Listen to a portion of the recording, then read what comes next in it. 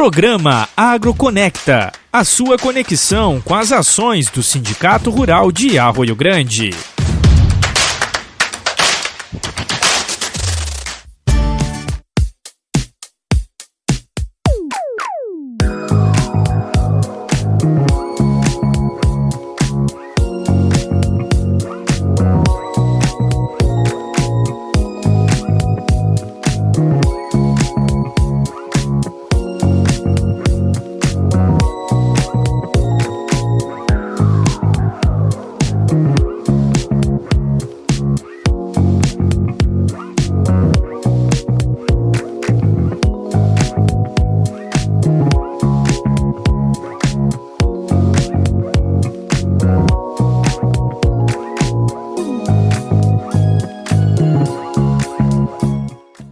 Olá, amigos que se ligam nas redes sociais do Sindicato Rural de Arroio Grande. É com muito prazer e com muita alegria que nós estamos começando esse novo projeto nas redes sociais do Sindicato Rural de Arroio Grande, que é o podcast AgroConecta. É o nosso momento de conectividade com os produtores rurais da nossa região, com a comunidade de Arroio Grande.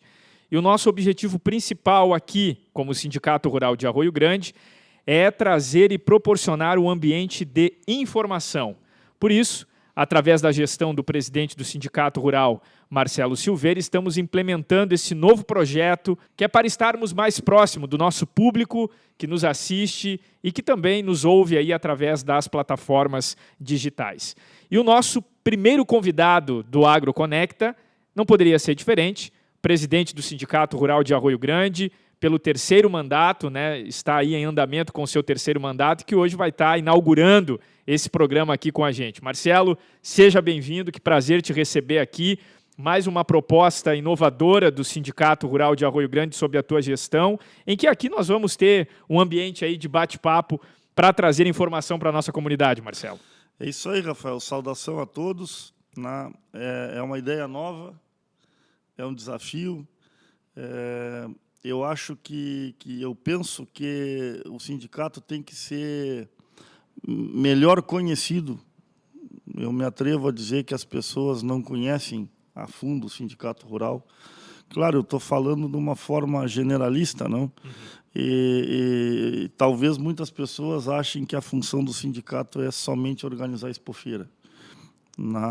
É muito mais do que isso. É muito mais do que isso. Então já fica o convite, para que venham conhecer a sede central aqui, conhecer o funcionamento, a equipe de trabalho, bater um papo com o pessoal. É a casa de todos os produtores rurais. Para mim é uma alegria muito grande. Acredito que esse primeiro podcast vai ser nada mais do que um dos nossos grandes bate-papos que tivemos aí durante 6 anos, dos 2 primeiros mandatos meus aqui na casa, depois substituído pelo presidente Ladislau por 2 mandatos. Só que esse vai ser gravado, esse vai ser mais midiático, digamos assim. Então é um prazer ter vocês aqui trabalhando conosco, Rafael, essa equipe técnica maravilhosa. Fico à disposição aí para qualquer tipo de dúvida. Vamos realmente mostrar o que é o sindicato, opinar sobre o atual momento do agronegócio, perspectivas, preocupações, enfim, vamos tocar ficha. Marcelo, tu está encaminhando a tua terceira gestão à frente desse órgão que é tão importante, que é o Sindicato Rural de Arroio Grande, que representa aí os produtores da grande economia, do nosso município. Um dos grandes desafios, Marcelo, e até faço questão de tu tocar nesse assunto, porque já conversamos sobre isso informalmente, é a respeito da renovação dessa instituição tão importante para o Arroio Grande. A gente pode dizer que essa tua terceira gestão está sendo motivada por isso, por trazer uma renovação, por trazer até mesmo os jovens para perto do Sindicato Rural, Marcelo? Sem dúvida, sem dúvida. Te digo que, dentre os objetivos, esse é o principal. Esse é o principal. A minha volta ao Sindicato Rural aconteceu numa conversa informal com meu amigo e na época presidente Ladislau Silveira, aonde nós vimos a necessidade da renovação, né? E eu estava na propriedade dele fazendo um atendimento veterinário para um cavalo do Frederico, do meu amigo Frederico, filho do Ladislau e da Cândida. E foi tarde e tal, acabou que se espichou e eu fiquei para jantar com eles e aí veio o assunto. Ele estava terminando o seu primeiro mandato. E realmente o compromisso do Ladislau era de um mandato só, né? E aí a gente entrou no assunto e tal. E eu digo, Gordo, o trabalho não está concluído. O trabalho não está concluído. Nós não temos sucessores ainda. E eu senti que aquilo mexeu com ele, né? Porque ele foi muito franco. Olha, Marcelo, o meu compromisso, realmente o compromisso dele era por um mandato, né? Todo mundo tem a sua atividade particular, os seus negócios, ou seja, o sindicato rural, para que o pessoal saiba, o cargo aqui não é remunerado, né? Então, é mais uma curiosidade. O cargo não é remunerado. Vocês ganham alguma coisa para estar aqui à frente desse trabalho, né, Marcelo? O que a gente ganha é preocupação, né? Muita. E aí ele, realmente, Marcelo, realmente, tá? E saiu assim de uma forma espontânea. E como é que nós vamos fazer isso aí? E digo, pois não sei. Não sei como é que a gente vai fazer. Porque eu acho que o trabalho, né, me referindo a ele, que o nosso trabalho, esse grupo que entrou em 2011, né, comigo, que era o mesmo grupo com o Ladislau, mudou poucas peças. Eu digo, nós não conseguimos concluir o trabalho. Não é nem a questão de sair para que entre gente nova. Não, esse é o objetivo. Só que o problema é que o trabalho não estava concluído, né? Aí diz ele assim, então vamos fazer o seguinte, eu fico mais um, e tu entra mais um, e aí nós vamos estar com uma turma nova pronta. E esse é o objetivo principal. Ele ficou por 6 anos, o Ladislau fez um belíssimo trabalho, pegou o período da pandemia, que foi um período duro para todo mundo, né? Hoje nós não temos mais a obrigatoriedade da contribuição sindical, então nós estamos falando de um aporte de 350 mil a menos na receita do sindicato, né? Então, praticamente ele lidou com a pandemia e com 350 mil no vermelho. E como é que está sendo tocar o sindicato com essa realidade agora, desses últimos anos, Marcelo? Eu acho que aí o mérito da gente estar preparado, Rafael, né? Porque lá atrás, vamos abrir uma janelinha aí, vamos entrar nessa questão.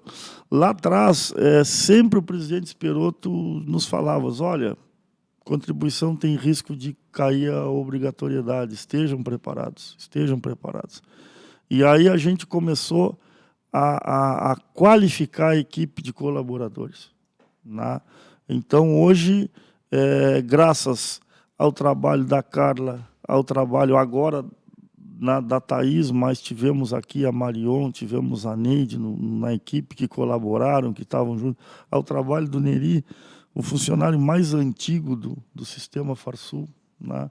Com 50 e muitos anos, 55, 57 Esse nós vamos anos. ter que fazer um convite especial para ele participar aqui com a gente. Esses dias ele foi a Porto Alegre, que ele contou de história, dá para escrever um livro. São 2 podcasts, no mínimo. E então o pessoal entendeu a importância de nós estarmos preparados. Claro. Né? E hoje a gente tem uma entrada de recursos fruto do trabalho dessa equipe, cursos, ATEG, Jovem Aprendiz, eventos, Expofeira, etc. Tá? Então, hoje o sindicato tem uma saúde financeira muito boa, graças a Deus, em cima daquela preparação. E aí eu te digo, Rafael, eu vou fazer esse gancho aí, que nós precisamos preparar pessoas na renovação para assumir esse desafio. Então, temos hoje um grupo, digamos assim, intermediário, né, que ainda tem uma turma mais antiga, como eu, na diretoria atuante, e depois já um grupo novo, André Barros Matos, o Carlos Olívio, o Mário Eduardo Júnior, a Vitória, o Ramiro, o remanescente do grupo anterior, o Fábio Tortelli, e também já tem ali nos suplentes e na comissão jovem uma gurizada nova aí já sendo trabalhada para que sejam futuros líderes. Liderar não é comandar. Era justamente isso que eu ia te perguntar, Marcelo, e eu acho que o sentido do nosso bate-papo, do nosso podcast, eu acho que ele alcança muito esse público jovem. Né? Tu, como presidente por 3 anos, produtor rural, né, durante toda a tua vida, né, com uma família que tem um histórico, né, ajudando a fomentar a economia do nosso município, o que tu elencaria como características de um jovem que um dia deseja se tornar um bom líder sindical, que possa vir a responder à frente do Sindicato Rural de Arroio Grande? O que esse jovem precisa ter? Antes de qualquer coisa, um apaixonado pelo agronegócio. Ele tem que ser um cara, um jovem, uma moça, um rapaz que seja um apaixonado pelo que faz. Né? E que seja um apaixonado pelo que faz com competência. Infelizmente, tem alguns produtores apaixonados pelo que fazem, mas não conseguem ter o melhor resultado a campo. Então, ele tem que ser um apaixonado pelo que faz, um apaixonado pela causa, um apaixonado pelo agro, porque nem tudo são flores. A gente passou por momentos assim não te digo de sufoco, mas de tomar uns contragolpes fortes aí, principalmente por questão de política de classe, não política partidária, política de classe. Então, esse jovem hoje ele tem que ter um perfil de gostar muito do que faz, conhecer a atividade e ser eficiente. E essa busca pela eficiência é algo permanente. E como em qualquer profissão. Se tu é um grande jornalista hoje, mas tu para no tempo, tu não te atualiza, tu não te reinventa, daqui a 10 anos vai ter uma turma na tua frente tomando teu espaço, assim eu como veterinário, etc. Então eu acho que esses jovens, esse grupo de jovens, o que a gente está buscando? Que isso aí, para minha surpresa, está sendo muito fácil essa questão da turma nova conhecer a fundo o agronegócio. Tem muitos acadêmicos de veterinária, de agronomia, isotecnia, que agora no período do verão, aí, com o atraso dos plantios, estavam em cima da plantadeira, tocando negócio. Agora na greve da UFPEL, porque eu brinco com o Diogo está entrando agora na veterinária, na UFPEL, digo, filho, faz parte da programação uma grevezinha. Isso aí tu vai te acostumando, aproveita ela, sempre depois tem que ter. Então é assim, essa é a realidade das coisas, Mas essa gurizada de agora é muito focada e muito ligada e sabe o que faz. Então eu acho que vai ser mais fácil a gente ter pessoas que conheçam e gostem a fundo da atividade. O que a gente precisa fazer? Moldar eles para a atuação política classista. Saber que não adianta se socar no fundo da lavoura, em cima de um trator, fazendo um trabalho espetacular, porém, ele precisa ter uma atuação de classe ruralista da porteira para fora. Como é que tu avalia isso nos tempos de hoje, Marcelo? Porque eu lembro que em outras entrevistas, em outras oportunidades que a gente teve de conversar com o Marcelo, uma das grandes, digamos assim, no bom sentido da palavra brigas, mas uma das grandes brigas, uma das grandes missões sim. do Sindicato Rural era fazer com que os produtores tivessem acesso a conhecimento, tivessem acesso à informação acima de tudo, não é à toa que estamos nesse espaço aqui hoje. E muitas vezes, Marcelo, a gente cansou de ver, o sindicato promover palestras, promover momentos de conhecimento e não se ter uma adesão profunda dos produtores. Isso. Como é que tu avalia agora, Marcelo, o posicionamento dos produtores diante de toda a situação política que passamos no país, diante de toda a opressão que muitas vezes os produtores vêm enfrentando nos seus negócios, como é que tu avalia esse comportamento dos produtores? E aí te faço a pergunta, Marcelo, muito voltado aqui para a nossa realidade de Arroio Grande. Sim. Como é que tu avalia isso? Eu acho que melhorou, eu penso que melhorou. Por que melhorou, Rafael? Porque a troca de gerações é algo natural. Né? É algo natural. Então entrou uma turma mais nova nesse 2010 para frente. Né? Entrou um grupo mais novo. Né? E os produtores mais antigos da velha guarda ficaram os eficientes. Né? Houve uma peneira muito grande aí de uma adaptação à atividade, a ser eficiente dentro da atividade. E essa adaptação, essa melhora técnica, muito em cima de quem buscou informação.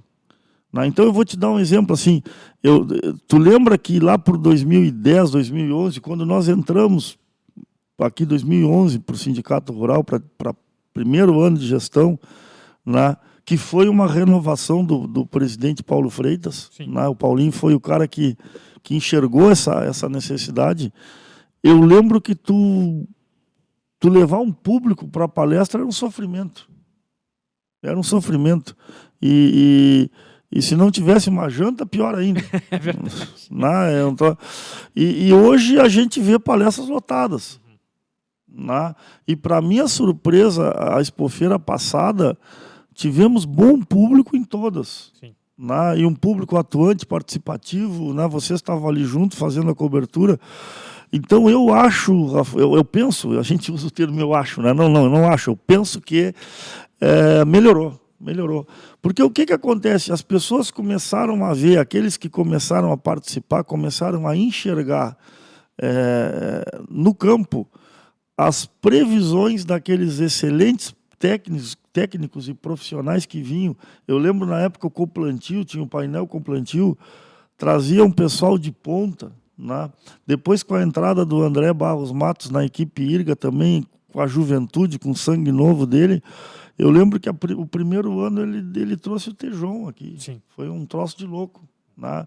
Eu lembro da palestra do Tejon e acho assim, foi uma coisa que mexe com a vida de qualquer um e qualquer atividade. Né? A história de vida dele, o sofrimento em vencer as dificuldades, né? A questão do acidente dele, da queimadura, ele como bárbaro, espetacular. E, ao mesmo tempo, prevendo coisas que logo ali adiante iriam acontecer como uma encruzilhada para a tua atividade no agronegócio. Né? E uma coisa que eu gravei, vamos usar o exemplo do Tejon, que ele disse assim, não sei se vocês lembram, como é que vocês querem o filho de vocês no campo se vocês passassem queixando da atividade? O exemplo, né? Teu filho escutando aquilo todo dia, que o agro é uma bosta, que o cara se sacrifica, que vira escravo, que não sei o quê, o guri vai se formar e tchau. E não é assim. Né? E hoje eu vejo uma gurizada aí trabalhando aí da turma dos 20 anos, 20, 18, 16, pegando junto, somando no trator, na colheitadeira, na plantadeira, trazendo esse conhecimento já adquirido durante o curso de agronomia veterinária ou zootecnia, né? Trazendo para dentro da propriedade. Eu penso que melhorou, Rafael. Felizmente melhorou. Não poderia deixar de tocar no assunto que é a pauta política, né, Marcelo? Claro, vamos lá. Eu acho que esse também é um dos objetivos também da gente trazer informação e do ponto de vista da política classista, como tu fala, né? O momento não é favorável para o setor do agronegócio diante das situações que temos enfrentado e isso, né, os reflexos estão aí sendo sentidos também pela classe produtora, né, além das questões que já ferem os produtores, Sim. que é a questão climática, enfim, né, que acaba assolando aí os produtores aqui do município também da nossa região, nós temos também aí as situações políticas que acabam envolvendo também os nossos produtores. Tu sempre foi muito bem posicionado em relação, né, à tua postura quanto à questão política, mas nesse momento, Marcelo, o que a gente pode trazer de informação e até da própria avaliação e como o sindicato tem se portado nesse sentido? O Sindicato Rural, o Sistema Farsul, um órgão de direita. Sim. Isso é claro. O nosso perfil. E eu acho, Rafael, que dizer que é de direita ou dizer que é de esquerda não pode ofender ninguém. Afinal de contas, se vive numa democracia. Claro. Então, nas nossas conversas sempre eu deixei muito claro, eu acredito no regime de direita. Se porventura, como agora, vivemos um momento de um governo de esquerda, tudo bem. Hoje o nosso presidente, Luiz Inácio Lula da Silva. Daqui a 3 anos teremos nova eleição, teremos nova chance de, quem sabe, eleger um presidente que nos agrade mais. Ponto. Isso é democracia. Eu tenho o direito de criticar? Claro que sim. Só que eu acho assim, o pessoal não pode levar para um fanatismo. Eu acho que isso aí não é bom. Não é bom em nada. Em política, em futebol, em religião, fanatismo não é produtivo. Mas assim, dentro do cenário atual, realmente nós saímos de um momento muito melhor. Hoje o atual governo, até agora, não nos mostrou uma política agrícola clara. Se tu me perguntar assim, como é que está o assunto exportação de arroz? Não tem nada claro. Já foi anunciado aí que a Conab, que hoje está na mão da esquerda, está preocupada em ter um arroz mais barato ainda. Eu vou dar um número para vocês, não oficial, porque eu estou pegando de memória e pode a memória me trair, mas eu vou errar por muito pouco. Se eu não acertar o alvo, eu erro por muito pouco. E aí fica a dica, tem que trazer aqui na próxima o Rafael Busato e o André Barros Matos para falar da Associação dos Arrozeiros. Perfeito, já fica o convite. Claro, mas assim, conversando com o Rafael, e fizeram um estudo, a Feder Arroz, que se não me engano, o arroz custa 26 centavos num prato, num PF, por dia. Ou seja, se a pessoa se alimenta de um PF ao meio-dia, de um PF à noite, ela vai pagar 26 centavos vezes 2. Quer dizer, é muito barato. É muito barato. E o produtor, hoje eu não estou bem por dentro, mas acho que o arroz ainda está acima dos R$100. Meu amigo Rafael Viana, o que o pessoal da esquerda, que hoje chefia a Conab, diz é que quer trazer o arroz para 65. Vai liquidar com o segmento. Vai liquidar com o segmento. Por quê? Porque tem gente que comprou maquinário, tem gente que investiu, tem gente que acreditou no seu negócio com arroz a 80, 90, 120, 140, como teve, estava espetacular. E isso foi até uma coisa que o sindicato defendia muito, né, Marcelo? E a gente ouvia muito até nas entrevistas do pessoal da própria Farsul, de que nesse período os produtores tivessem cautela até com os próprios investimentos. Isso, né? Exato. Foi uma coisa que foi uma falha de alguns, né? Que o entusiasmo tomou conta. O momento era tão bom que... Né? Mas tu vê, se tu pegar de uma arroz a 130, como teve, e tu trazer para 65, é 50% de diminuição no valor. Sim. Então, não tem como sobreviver. Então, isso é um exemplo que eu te dou de uma política agrícola que não existe. Como é que um governo vai querer um segmento firme e forte, vislumbrando uma arroz a 65? Vai quebrar todo mundo. Né? Outra coisa, a Índia saiu do mercado exportador e parece que por um tempo bom aí. Né? A Índia, acredito que hoje o maior produtor de arroz do mundo, sempre está uma briga ali, Índia, China. Acredito que a Índia esteja liderando, também não é dado oficial. Né? Mas quando não é China e Índia ali, aquele... Né? Se esse país enorme para de jogar arroz no mercado mundial, olha a oportunidade que o Brasil tem, né, de conseguir atingir alguns mercados-alvos com a exportação. Né? Então tem que haver um equilíbrio, né, do que entra por importação, do que sai por exportação, para essa balança estar nivelada e o produtor ter um preço tranquilo. Né? O que não pode é alguém de dentro do governo levantar uma bandeira dizendo que o sonho é trazer o arroz para R$65. Tem uma frase que o Marcelo me falou numa entrevista, que fiz até para jornal com ele certa vez, e escrevi isso até entre aspas, né, em que o Marcelo disse o seguinte: bons governos nos ajudam, maus governos nos atrapalham. Isso segue sendo uma verdade, Marcelo? Claro, estão nos atrapalhando. Porque o agro, Mas isso, Marcelo, até me atrevo a dizer que é indiferente de ser direita ou de ser esquerda, não, né? Tá todo mundo, né?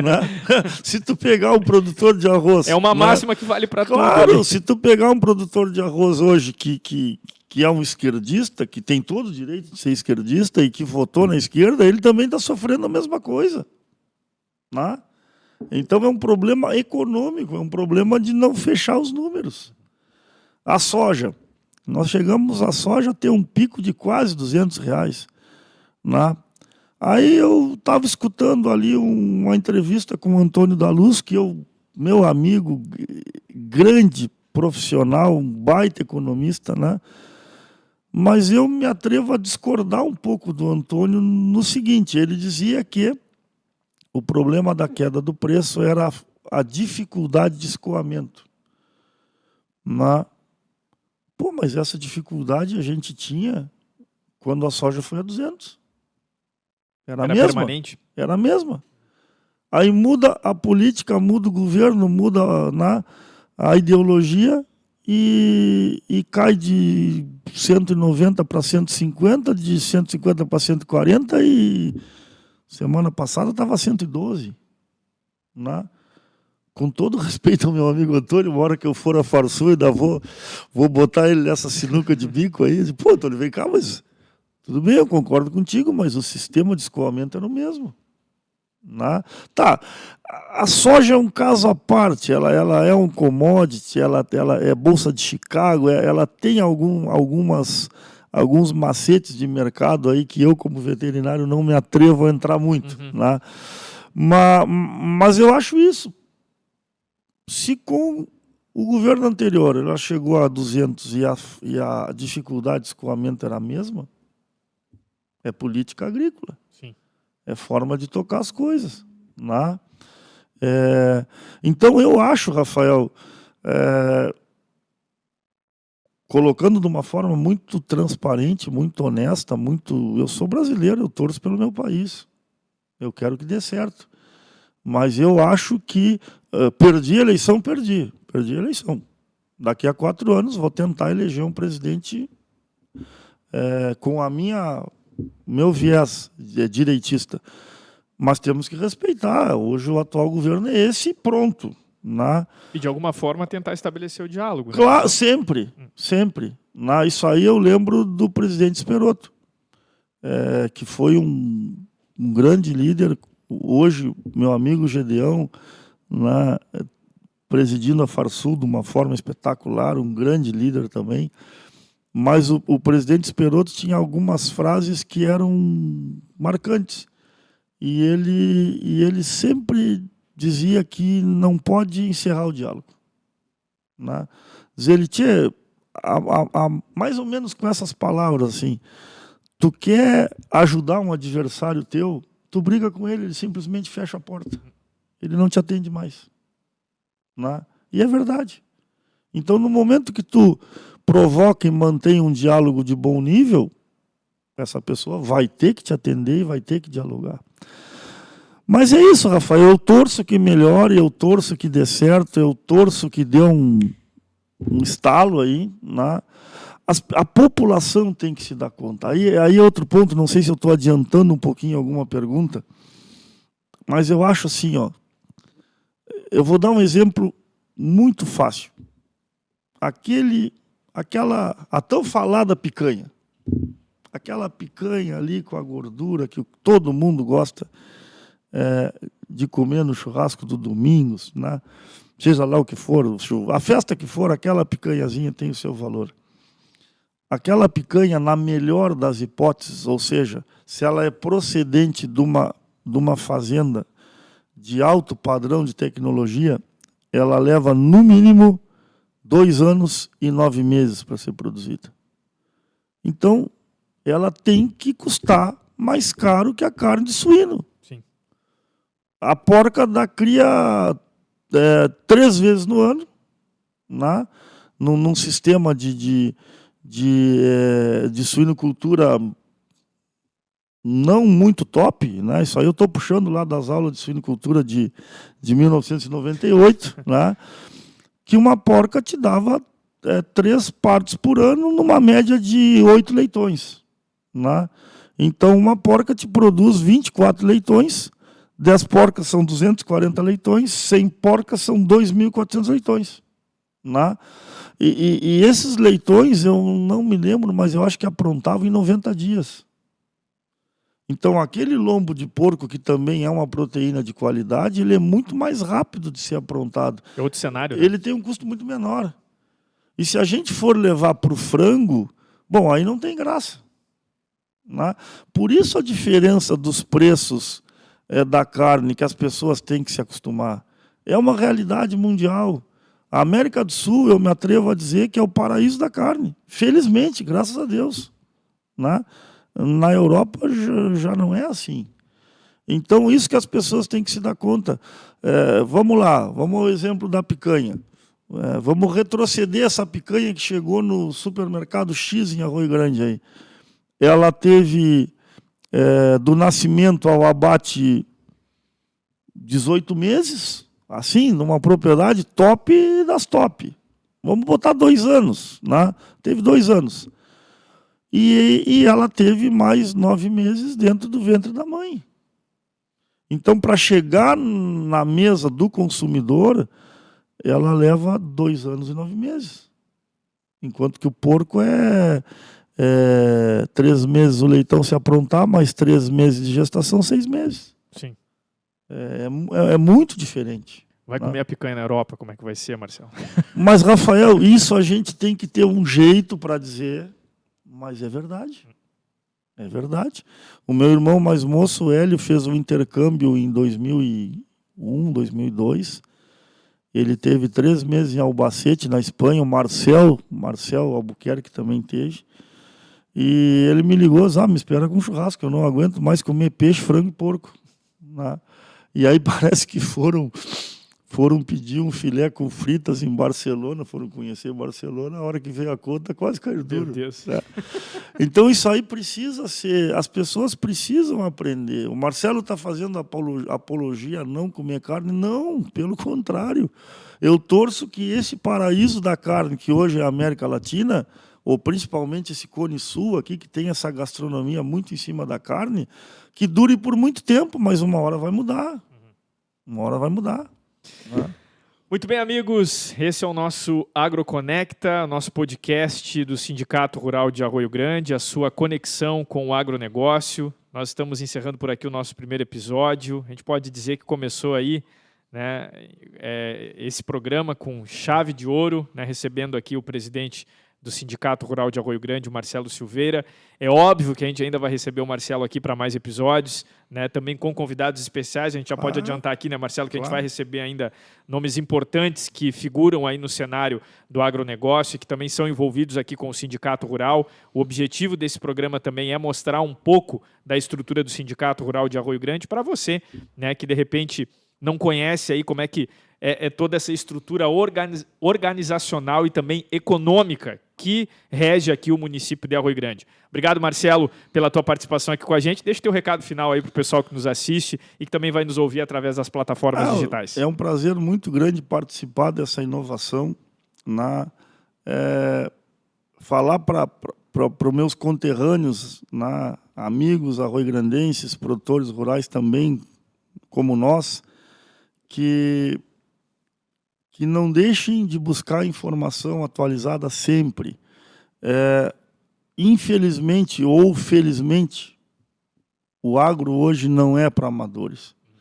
Então, busquem levar o seu negócio na ponta do lápis, busquem projetar, busquem avaliar, sejam criteriosos nas avaliações em termos de produtividade. Às vezes a lavoura que produz 250 sacos por hectare não é a mais produtiva, mais lucrativa, né? Então, esses detalhes que hoje tem muitos profissionais na área aí, tanto dei um exemplo do arroz, mas na soja, na carne, o que evoluiu a pecuária no mundo e no Brasil. Nós somos o maior rebanho bovino comercial do mundo, a gente tem que se orgulhar disso, né? Amigos produtores arroiograndenses, busquem informação, acreditem no seu negócio. Realmente o agro move o mundo, o agro alimenta o mundo, temos que ter orgulho disso e temos que cada vez mais fazer com que o nosso segmento siga firme e forte, e aí vem a questão da renovação. Precisamos, com todo esse desafio, também formar novos gestores. Seria essa a mensagem final desse grande bate-papo, Rafael, muito prazeroso, como sempre, que eu queria deixar para os meus conterrâneos, meus amigos, colegas produtores. Nós não podemos afrouxar o garrão, como diz o gaúcho aí. Veio temporal, veio isso, veio aquilo. Vamos embora, pensando para frente, sendo eficiente e buscando sempre a sucessão. Obrigado pela sua audiência, pela sua companhia, e nós retornamos com mais um episódio do podcast AgroConecta, a sua conexão com o agronegócio pelo Sindicato Rural de Arroio Grande.